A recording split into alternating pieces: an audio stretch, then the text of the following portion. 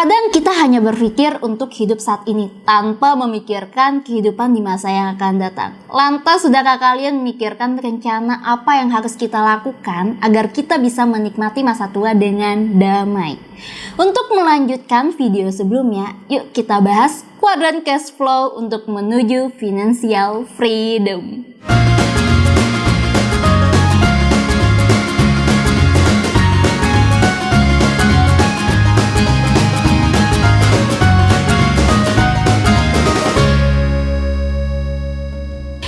Kembali lagi di channel aku Ayunarin, dan bagaimana nih kondisi finansial kalian? Semoga selalu sehat ya. Nah, aku note dulu sebelum melanjutkan menonton video ini, alangkah lebih baiknya aku sarankan untuk menonton video sebelumnya agar nyambung dengan video ini. So, apa sih pengertian dari financial freedom? Jadi, financial freedom itu adalah suatu kondisi yang dimana teman-teman bisa bebas akan keuangannya dan juga bebas melakukan apa aja, dan yang pastinya kalian akan lebih bisa menikmati hidup. Nah, ayo, siapa nih yang mau berada di momen itu? Tidak hanya kalian, aku pun juga ingin berada di momen itu. Tapi untuk berada di momen itu ada beberapa hal yang harus kita lakukan untuk mewujudkannya. Hal itu seperti apa? Caranya adalah kita harus bisa dulu nih memahami tentang kuadran cash flow. Aku ulangin dulu, apa sih kuadran cash flow itu? Jadi kuadran cash flow adalah cara mengategorikan orang berdasarkan asal uang yang dihasilkannya. Jadi kalian sedang berada di kuadran mana? Oke, contoh simple dari pengertian ini. Jadi maksudnya adalah yang sudah kita bahas bahwa kuadran cash flow itu ada 4, ada ESBI,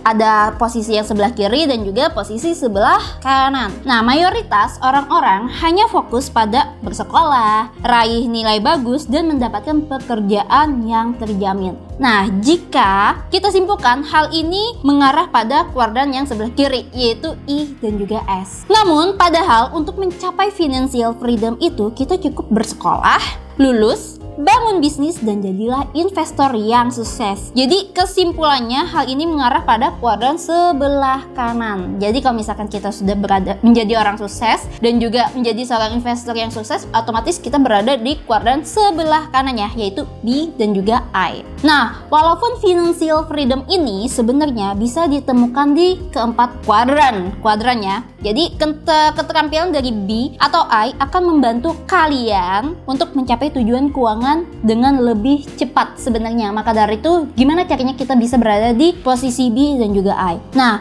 ada I atau I yang berhasil perlu menjadi I. Ingat ya, I yang berhasil perlu menjadi I untuk memastikan keuangannya terjamin selama masa pensiun. Tapi untuk berpindah kuadran dari kiri ke kanan, kita harus bisa mengendalikan yang namanya kemana nih arus kas kita mengalir. Jadi yang paling penting itu adalah arus kas yang kita dapatkan. Itu kita harus bisa mengategorikannya mau dibawa kemana uang kita. Alasan mengapa sih penting memahami cash flow kuadran ini? Ya karena kita harus tahu nih pemasukan kita sedang berada di mana. Terus agar kita bisa mengendalikan arus kas akan dialirkan ke mana saja. Itu ya alasannya. Tapi ingat bahwa financial freedom itu bisa diwujudkan jika kita bisa mengendalikan arus kas tadi. Apa sih perbedaan dari I, S, dan juga B, dan juga I? Nah, meskipun setiap individu memiliki kesamaan seperti rasa takut, keraguan, keyakinan, kekuatan, dan kelemahan, tapi kita juga memiliki yang namanya perbedaan saat kita bereaksi atau menangani semua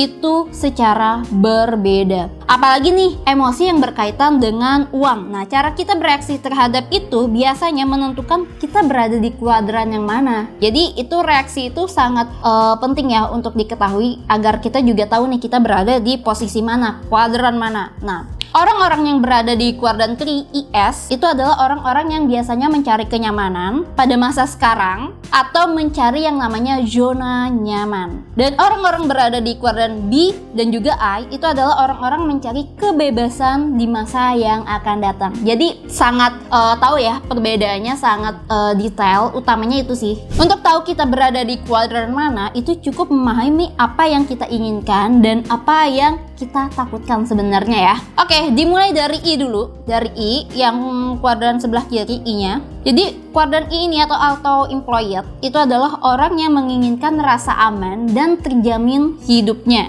Karena rasa takut akan ketidakpastian di masa yang akan datang itu membuat mereka memilih untuk berada di zona nyaman itu. Terus ada lagi orang-orang yang berada di kuadran S. Kuadran S atau small business adalah orang-orang pekerja mandiri yang keinginannya biasanya ingin menjadi bos atas diri mereka sendiri. Itu adalah orang-orang yang berada di kuadran S. Nah, biasanya mereka hanya menginginkan kebebasan untuk melakukan apa yang mereka inginkan gitu, berbagai hal dengan cara mereka, terus dihargai apa yang mereka lakukan, dan bisa dikatakan apa yang mereka inginkan itu tidak sebanding dengan uang yang mereka inginkan. Jadi ibaratnya orang yang berada di posisi ini biasanya dia lebih orang-orang yang perfeksionis, orang-orang yang lebih mengutamakan dirinya kayak gitu. Biasanya orang-orang seperti ini adalah orang-orang yang tidak mau merekrut orang baru. Kenapa? Karena mereka menganggap dirinya lebih baik mengerjakan sesuatu itu dibandingkan dengan orang lain. Jadi dia tidak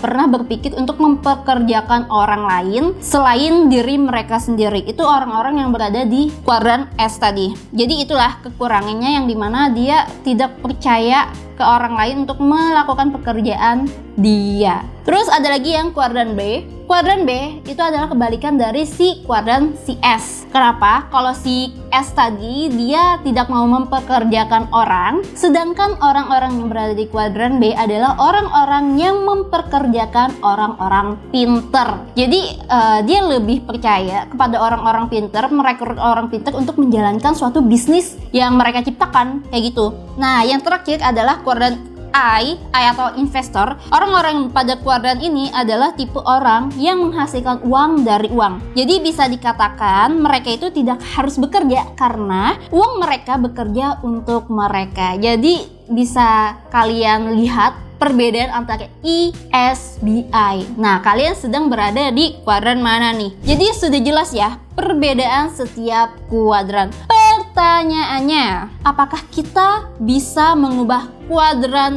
kita saat ini menjadi lebih baik? Maksudnya adalah kuadran dari yang sebelah kiri menjadi ke sebelah kanan. Jawabannya adalah tentu saja bisa banget, karena siapapun bisa berubah. Tapi perlu diingat bahwa berganti kuadran itu tidak semudah kita berganti pekerjaan, berganti profesi. Karena jika kalian ingin berganti kuadran, artinya kalian harus bisa mengubah inti diri kalian. Seperti bagaimana cara kalian berpikir, bagaimana cara kalian memandang dunia, itu benar-benar berubah. Karena adanya perbedaan antara ISBI tentang pola pikir dan juga cara mereka memandang dunia. Jadi gimana nih, siapkah kalian untuk berpindah kuadran agar untuk mewujudkan yang namanya financial freedom? Sekian video dari aku, semoga bermanfaat. See you in the next video, bye.